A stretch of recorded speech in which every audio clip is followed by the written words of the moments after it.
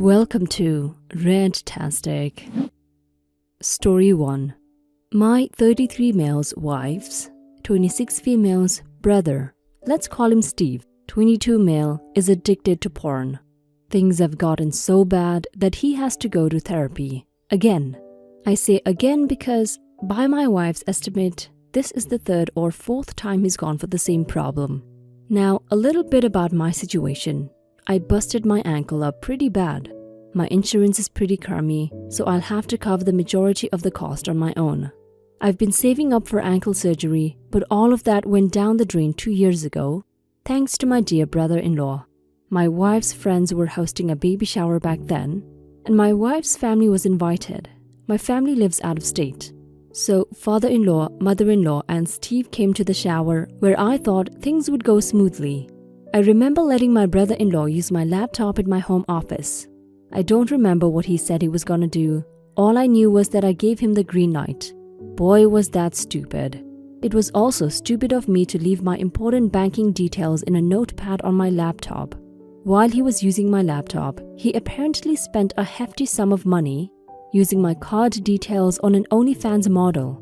I didn't even know you could do that back then, but I definitely learned about the harsh reality of porn addiction a week later. When I received my bank statement, I was beyond pissed. Not only did my brother-in-law have the indecency to open porn on my laptop, but went and used my card information to probably fund a model's trip to Europe or something. I confronted my wife about Steve and she called her parents. She did all the talking since I would probably sound like a babbling mess. But here's the gist. They gave him a slap on the wrist and promised he wouldn't do it again. But they couldn't reimburse the charge. I was distraught. This was money I had been saving up diligently for over a year to get a corrective surgery for my ankle. Busted it up in a motorcycle accident at 25. I've already had several surgeries, but this one isn't being covered by my insurance, as it's more cosmetic than functional. So fast forward 2 years, the present, my ankle is still busted up pretty badly since I have yet to have surgery. Now my brother-in-law's addiction has to go back to therapy. My wife's family can't afford it, and my wife doesn't have enough to cover the costs. Guess who they came crawling back to? Yours truly. I immediately scoffed at the suggestion and basically told my in-laws where to put it. Like hell he was getting another cent out of me. I reminded them that Steve's lavish spending on my dollar would have more than covered the cost of his therapy, and that got my mother-in-law pretty twisted up. My wife was pretty embarrassed by my reaction, but I couldn't care less. What really ticked me off was that my wife's family knew I was saving up again for my ankle surgery. They said my saving for surgery could go to their dear son. My father-in-law even said that at least this time my money was going to a good cause. I told them to F off in somewhat polite terms, but that somehow made them even angrier. My in-laws reached out to close relatives who all had the audacity to tell me to foot the bill. Guess what? None of them want to help. They want me to pay for everything. They didn't know Steve needed therapy for porn addiction. I let the cat out of the bag, much to my wife's dismay, but they are still hounding me for not forking the money over. Am I the a-hole for not wanting to pay for my brother-in-law's addiction therapy? Update. Thanks guys for all the support and whatnot. It's a breath of fresh air that you guys think I'm not the a-hole. And yes, I told my wife's relatives if they cared so much, they should consider donating to Steve's cause. Yeah, they got nothing from them. So Steve ended up going to therapy. I don't know who in my in-laws suckered to pay the bills, but it sure as hell wasn't me. My fingers are crossed that he'll get over his addiction, but I don't have my hopes up. My wife is still pretty sour about the fact that I wouldn't help, but she sort of understands my point of view. Wife's family is still pretty angry. They had a barbecue to celebrate Steve's return from therapy, and my wife didn't even get an invite. That's probably why she's pretty mad at me. For those who asked, I'm still short on affording ankle surgery. Guess walking normally is a luxury I won't be able to afford for another couple of years. You're not the a-hole, OP. The fact that your in-laws asked you to fund Steve's therapy alone makes them very big assholes. He used up all your savings and they didn't reimburse it. Yet you didn't sue them because, well, they're family. And now they want you to give them all your savings again. That is such a selfish thing to do. It sucks that your wife is in the middle of all this, but she shouldn't be mad at you. You need the money for your knee, and even if you didn't, you have the right to say no to their demands. Story 2. I, 29 female, have a 9-month-old son and daughter with my husband, Ben, 35 male. They were born from a gestational carrier, GC. In the sake of complete honesty, I do have the ability to get pregnant and stay pregnant. I would have had a harder pregnancy, but it wasn't impossible for me to carry them myself. This will probably get automatic "you're the a-hole" comments, but there were some eugenics type aspects to this decision as well, but that is not public information. Fast forward, here we are. My sister-in-law is strongly against surrogacy, gestational carriers, or any other version of that. She also has strong opinions on baby adoptions and the private adoption industry. We live in the US. Knowing this, sister-in-law was not informed about them until after they were born and out of the hospital.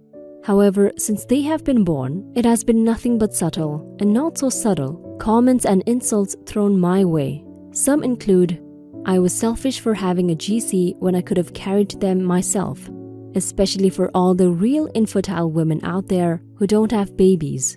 I only did it this way because I'm vain and wanted to keep my looks. I bought my babies since we didn't know our GC beforehand and paid for her to do this for us. She's apparently fine with surrogacy or GC if they are sisters, friends, etc., who will remain in the child's life and get bonding time during infancy. Emotionally traumatized our kids because they formed a bond with GC while in the womb, yet never met her once born and don't have a relationship with her. This is apparently the same for foster and adopted kids. This all came to a halt for my birthday last week. She was talking to one of my close friends about the emotional damage adopted kids experience who were adopted as babies privately. She made a comment similar to the last point, not naming my children but referring to surrogacy, GC as an industry, and saying it was just as traumatizing and cruel. I overheard, walked over, and asked if I could get her help with something in the kitchen. Once alone, I asked her to please stop bringing up how my kids were born. I told her it was incredibly judgmental, rude, and crossed the line. She told me not everything was about me, and this topic was something she was passionate about, and was only telling my friend about it to make conversation. I again asked her to refrain talking about how my kids were born, and it wasn't just about this one comment but all of them. She refused and told me I was sensitive. My husband thinks it was an unreasonable request, but these comments aren't directed at him. Am I the a-hole? You're not the a-hole, OP. It's your life. You should be able to do anything you want with it. I understand that your sister-in-law is entitled to her thoughts and opinions, but she needs to stop judging you for your decisions. She is passionate about these issues, but I think she should refrain from discussing them near you or your children. Your husband doesn't get any of this because he's a man, and none of the comments are being directed at him. I wish he was more understanding. Now for some comments. Why are you putting up with this crap? It is easy to say, okay, I heard your opinion, from now on, stop making allusions to it. Stop the remarks and the lectures, keep it to yourself. And the crap about the kid's trauma because it was separated from the birth mother is crap, by the way. Your husband should have shut her up earlier too. Good luck, not the a-hole. Not the a-hole. It's only a matter of time before your kids are old enough and she starts spouting nonsense to them and claims that you are not their real mother. Your husband needs to see that there is a time and place for her opinions, but your house is not one of them. If she can't keep her opinions about adoption, surrogacy, GC to herself, she can stay home. Not the a-hole. Okay, you could have conceived naturally and carried a pregnancy. A lot of women can get pregnant, but it doesn't mean they should. I can get pregnant and carry that child to term, but it's risky for me to deliver one. Therefore, I've taken steps to ensure I won't get pregnant again. I have friends who have chosen to forego children due to medical issues they don't want to risk passing on. I have a co-worker whose sister-in-law is schizophrenic, and he and his wife are not having kids because his wife has seen his sister struggle with mental illness and she doesn't want to potentially bring another child into this world who may suffer in that same way.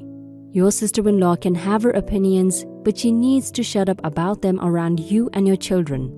Even if her conversation was innocent, choosing to discuss that at your birthday party was in poor taste. If she truly meant nothing by it, a normal human being would have immediately apologized, not gotten defensive. Story 3. My sister-in-law, 32 female, does not like me at all, 26 female. She's always tried to one-up me as she married into the family first.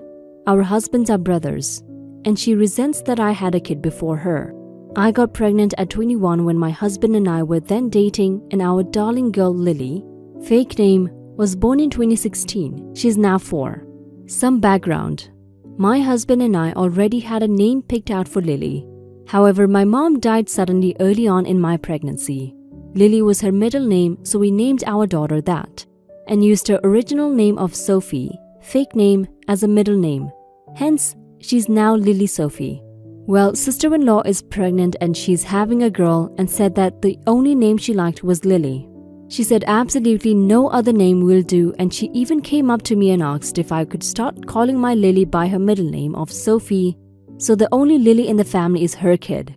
I was furious. I told her no, that's my daughter's name and she just had to pick the one name that has some meaning to me because it's my mom's middle name.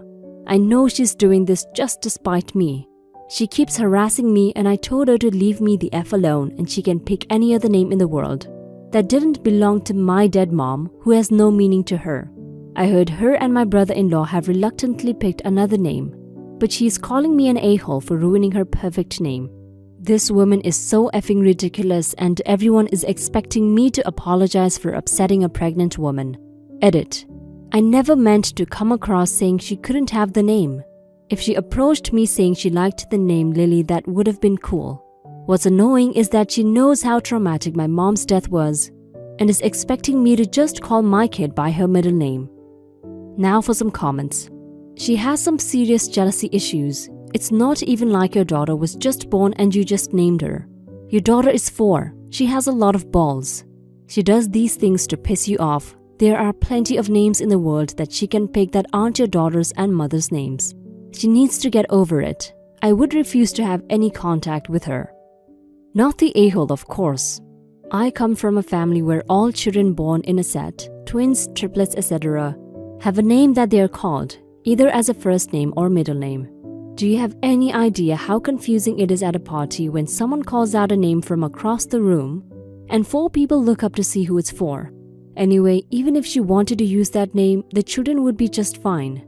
They could have been Lily S and Lily A, or Big Lily and Little Lily, or Lil and Lilypad, or just, it's my mom's voice, so she must be calling me. Not the a-hole. You didn't ruin a damn thing. She's just trying to pick a fight so you can look like an a-hole for not giving the pregnant lady what she wants. What a manipulative, toxic waste. I would steer clear until your niece is here because she's definitely going to cook up some other OP so mean plots. I do think it would have been kind of hilarious if you called her bluff and said, you know what, you should totally name your daughter Lily. She knows your Lily was there first, so hers would become Lily last initial or Little Lily, and she would have changed it anyways.